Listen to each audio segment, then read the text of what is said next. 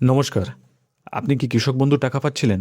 তাহলে কিন্তু অবশ্যই আপনাকে এই ফর্মটি ফিল আপ করতে হবে। না হলে আপনি পরবর্তীতে কৃষক বন্ধুর টাকা আর পাবেন না। এই সেই ফর্ম। তো চলুন এই ফর্মটা কীভাবে ফিল আপ করবেন সেটা আপনাদেরকে দেখিয়ে দেবো। সঙ্গে কী কী ডকুমেন্ট দিতে হবে সেটাও আপনাদেরকে বলে দেবো। তো চলুন শুরু করা যাক। দেখুন এই সেই ফর্ম। এই ফর্মটা তো আপনাদেরকে ফিল আপ করে দেখিয়ে দেবই। তার আগে আমরা যেই নোটিফিকেশানটা গভর্নমেন্টের তরফ থেকে পাবলিশ করা হয়েছে সেটা একবার দেখে নিই। এই সেই নোটিফিকেশান ডিপার্টমেন্ট অফ এগ্রিকালচার অর্থাৎ কৃষি ডিপার্টমেন্ট থেকে পাবলিশ করা হয়েছে। কত তারিখে? 3/7/2026 তারিখে এই নোটিফিকেশান পাবলিশ করা হয়েছে। সেখানে কী বলা হচ্ছে, কী সংক্রান্ত নোটিফিকেশান? ভেরিফিকেশান অর রেশনালাইজেশন আর রিভ্যালিডেশন কাদের? কৃষক বন্ধু স্কিমে যারা পাচ্ছিলেন তাদের রিভেরিফিকেশান হবে। এখানে এখানে সমস্ত কিছু বলে দেওয়া হয়েছে যে কীভাবে কী ভেরিফিকেশান হবে। এই এতগুলো পয়েন্টের মাধ্যমে বলে দেওয়া হয়েছে। আমি শর্টে আপনাদেরকে বলে দেবো কী কী ডকুমেন্ট লাগবে এবং নোটিফিকেশনের মধ্যে কী কী বলা হয়েছে, কী কী ডকুমেন্ট আপনাদেরকে দিতে হবে। তো চলুন ফর্মটা ফিল আপ করতে করতে সেগুলো আমরা জেনে নিই। এই সেই ফর্ম। এই ফর্মটি কোথায় পাবেন? ভিডিওর ডিসক্রিপশানে আমি লিঙ্ক দিয়ে রাখবো, সেখান থেকে ডাইরেক্ট আপনি ফর্মটি ডাউনলোড করে নিতে পারবেন। কী লেখা আছে ফর্মে? কৃষক বন্ধু প্রকল্পের ক্ষেত্র সমীক্ষা মানে ফিল্ড ভেরিফিকেশান ফর্ম। এর যাচাইকরণ ফর্ম বা ফিল্ড ভেরিফিকেশান ফর্ম এ তো লেখাই আছে এখানে। কী করবেন? এখানে কৃষক বন্ধু আইডি আপনাদেরকে লিখতে হবে। কৃষক বন্ধু আইডি কোথায় পাবেন? কৃষক বন্ধু আইডি পাবেন কৃষক বন্ধুর যে ওয়েবসাইট, সেখান থেকে আইডিটা আপনারা পেয়ে যাবেন। সিরিয়াল নাম্বার আপনাদের কিচ্ছু লেখার দরকার নেই, এটা খালি রাখবেন। লিখলেন না? তারপরে কি লিখবেন? এখানে সুবিধাভোগীর নাম অর্থাৎ যিনি কৃষক বন্ধু পাচ্ছিলেন সেই ব্যক্তির নাম এখানে লিখতে হবে। কী অনুযায়ী? ব্যাংকের পাসবই যে অনুযায়ী যে নাম লেখা আছে সেই অনুযায়ী এখানে নাম লিখবেন। তার পিতা বা স্বামীর নাম এখানে লিখতে হবে। এখানে ঠিকানাটা লিখবেন। এখানে গ্রাম আর পোস্ট অফিস এই দুটো লিখলেই হবে, কারণ জেলা এখানে লেখা আছে, ব্লক এখানে লেখার জায়গা আছে, গ্রাম পঞ্চায়েত অবশ্যই লিখবেন এখানে, আর মৌজার নাম আপনাদেরকে লিখতে হবে। এটা কী করবেন? এটা কিন্তু আপনারা কিছু লিখবেন না, এটা আপনাদের লেখার জায়গা নয়। এটা যিনি ফিল্ড ভেরিফিকেশান করবেন, আপনি ডকুমেন্ট জমা দেওয়ার পরে, সমস্ত ডকুমেন্ট দেওয়ার পরে ওখানে অফিসাররা এখানে টিক মার্ক দেবেন অথবা ক্রস মার্ক দেবেন আপনি যে ডকুমেন্ট সাবমিট করবেন তার উপর ভিত্তি করে। এই সাইটটা আপনাদেরকে কিচ্ছু করতে হবে না। তো এইটা আপনারা এইটুকুনি তো ফিল আপ করলেন। এরপরে কী আছে? ব্যাংকের ডিটেলসগুলো আপনাকে দিতে হবে। ব্যাংকের যে নাম, ধরুন এসবিআই লিখলেন, তারপরে ব্যাংকের শাখান কমা দিয়ে শাখার নাম লিখবেন, কোন শাখা। আইএফএসসি কোড আপনাদেরকে লিখতে হবে। ব্যাংকের অ্যাকাউন্ট নাম্বার এখানে আপনি লিখবেন। আধারযুক্ত যে মোবাইল নাম্বার আছে সেই মোবাইল নাম্বার এইখানে আপনাদেরকে লিখতে হবে। তারপর কি লিখবেন? তারপর এখানে আধার নাম্বার লেখার জায়গা, আধার নাম্বার লিখলেন। এপিক নাম্বার, এপিক মানে ভোটার কার্ডের নাম্বার এখানে লিখবেন। এরপরে কি আছে? এএসডিডি তালিকাভুক্ত কি না। এএসডিডিটা কী জিনিস? এএসডিডি মানে absentee, shifted, dead or duplicate. এই লিস্টে আপনার নাম আছে কি না। এএসডিডিগুলো কিন্তু বাদ গিয়েছিল ভোটার লিস্ট থেকে। সেরকম কি কেস আপনার আছে? যদি থাকে তাহলে হ্যাঁ লিখবেন যে নাম বাদ গেছে, আর না হলে এখানে না লিখবেন। তাহলে এখানে না লিখে দিলেন, এখানে ইংরেজিতে লিখবেন নো। পিএম কিষাণের সুবিধাভোগী কিনা, আপনি কি পিএম কিষাণ পাচ্ছিলেন? এখানে হ্যাঁ অথবা না লিখবেন। যদি হ্যাঁ হয়তো হ্যাঁ লিখবেন, না হলে না লিখবেন। প্রধান পেশা, এটা কিন্তু খুব গুরুত্বপূর্ণ। আপনার প্রধান পেশা কি? কৃষিকাজ নাকি কেন্দ্রীয় সরকারের কোনো কর্মচারী, আপনি রাজ্য সরকারের কর্মচারী, না পঞ্চায়েতের কর্মচারী, কোনো স্থানীয় সংস্থার কর্মচারী, এটা আপনাদেরকে লিখতে হবে। আপনাদের যেটা সেটা লিখবেন। দেখুন এই কেন্দ্রীয় সরকারের কর্মচারীটারই এইগুলো যদি হয়, এগুলো হলে বাদ যাওয়ার চান্স সবথেকে বেশি। আপনারা যদি আপনাদের সত্যি সত্যি কৃষি পেশা হয়ে থাকে, আশা করছি কৃষি আপনাদের মেন পেশা, সেক্ষেত্রে আপনারা এখানে কৃষিকাজ করবেন। আর যদি না হয়, আপনার যেটা পেশা আপনি সেটা করলেন, সেটা এখানে লিখবেন। এরপরে কি আছে? JL number. আপনি আপনার যে রেকর্ড আছে সেখানে জেএল নাম্বার পেয়ে যাবেন, সেখানে আপনি জেএল নাম্বারটা লিখে দিলেন। মৌজার পাশেই কিন্তু জেএল নাম্বারটা থাকে। খতিয়ান নাম্বারটা এখানে আপনারা লিখবেন। যদি কারো বাটা খতিয়ান থাকে তাহলে বাটা খতিয়ান লিখবেন, মানে বাই দিয়ে যে খতিয়ান নাম্বার সেটা লিখবেন, না হলে নর্মাল যে খতিয়ান আছে সেটা লিখবেন। দাগ নাম্বার বা প্লট নাম্বার সেটা আপনি লিখলেন।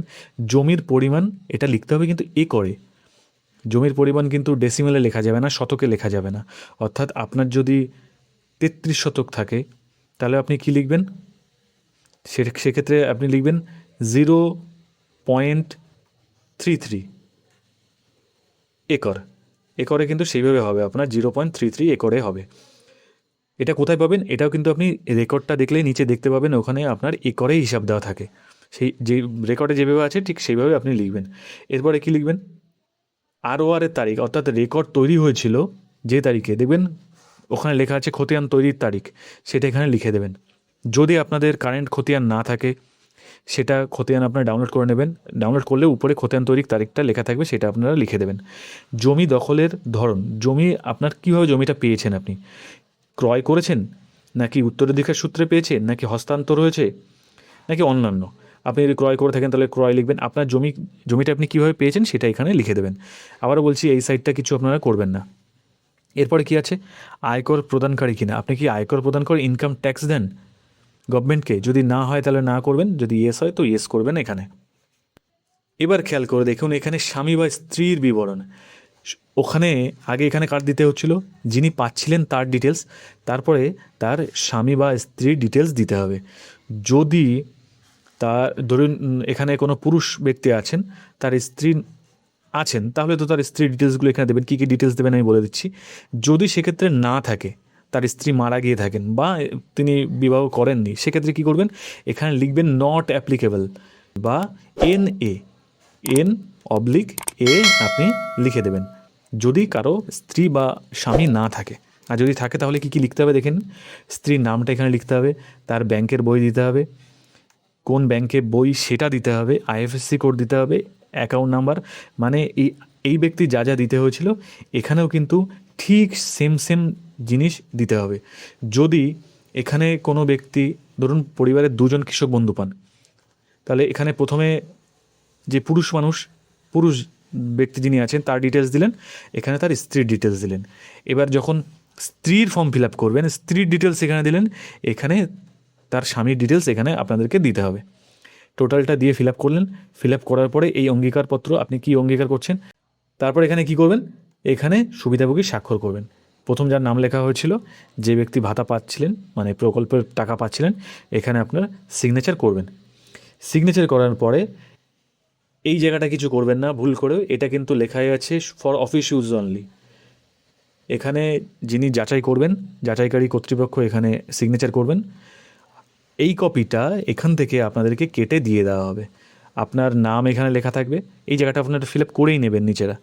এখানে আপনার নাম লিখবেন, এখানে কি লিখবেন, আপনার সিরিয়াল নাম্বারটা লেখার দরকার নেই, এটা ওনারা লিখে দেবেন। কৃষক বন্ধু আইডিটা আপনারা লিখে দেবেন। আর এই জায়গাটায় কি করবেন, যিনি আপনার আবেদনটা গ্রহণ করবেন, আবেদন গ্রহণ করলে উনি এই জায়গায় সিল সই করে আপনাকে এই জায়গাটা ফেরত দিয়ে দেবেন। তাহলে কী কী ডকুমেন্ট সঙ্গে দেবেন, কী কী ডকুমেন্ট দেবেন একবার একটু দেখে নিন। দেখুন কি বলে দেওয়া হয়েছে, ফটোকপি অফ আধার কার্ড, আধার কার্ডের যে জেরক্স সেটা আপনাদেরকে দিতে হবে। কার দিতে হবে, বেনিফিশিয়ারি অর্থাৎ যিনি প্রকল্পে ভাতা পাচ্ছেন তার দিতে হবে, অ্যান্ড তার স্ত্রী বা স্বামীর ডিটেলসও দিতে হবে। সঙ্গে কী দিতে হবে, এপিক দিতে হবে। এপিক মানে ভোটার কার্ড দিতে হবে, কার্ড দিতে হবে দুজনেরই দিতে হবে। ভোটার কার্ড দিতে হবে, স্বামীর বা স্ত্রী দিতে হবে এবং বেনিফিশিয়ারি নিজেরও দিতে হবে। ফটোকপি অফ ROR অর্থাৎ ROR মানে রেকর্ড। এই রেকর্ড কীভাবে বের করতে হয় আমার ভিডিওতে উপরে আই বাটন আছে, সেখানে আপনারা ক্লিক করে দেখে নিতে পারবেন যে রেকর্ড কী করে বের করতে হয়। তাহলে রেকর্ডের কপি আপনাকে দিতে হবে। আর ফটোকপি অফ ব্যাঙ্ক অ্যাকাউন্ট, কার ঠিক একই রকম, বেনিফিশিয়ারি এবং তার স্পাউস মানে স্বামী অথবা স্ত্রী, বেনিফিশিয়ারি দিতে হবে, সঙ্গে স্বামী বা স্ত্রীরও কিন্তু দিতে হবে।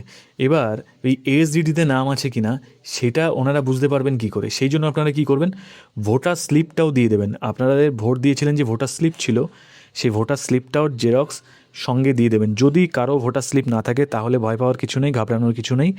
কারেন্ট যে ভোটার লিস্ট আছে সেই ভোটার লিস্ট বের করবেন, সেখানে আপনার নামটা গোল করে অথবা হাইলাইট করে সঙ্গে দিয়ে দেবেন। প্রত্যেকটা ডকুমেন্টে কী করবেন, টিপছাপ অথবা সই করে অবশ্যই দেবেন। এইগুলো দিয়ে আপনাদেরকে কোথায় জমা করতে হবে, আপনাদের ADA অফিস, ব্লকে যে কৃষি ডিপার্টমেন্ট আছে, কৃষি দপ্তর আছে, সেখানে আপনাদেরকে জমা করতে হবে। এই জমা করার পরে ফিল্ড ভেরিফিকেশান হওয়ার পরেই আপনারা কৃষক বন্ধুর টাকা পাবেন। তাহলে এই ছিল আপনাদের ফর্ম ফিল আপের সকল পদ্ধতি আপনাদেরকে দেখিয়ে দিলাম। যদি এরপরেও কোনো কোশ্চেন থাকে তো কমেন্টে আমাদেরকে জানাতে পারেন। আর ভিডিওটি ভালো লাগলে লাইক করবেন, চ্যানেলটি সাবস্ক্রাইব করে পাশে থাকবেন। ধন্যবাদ।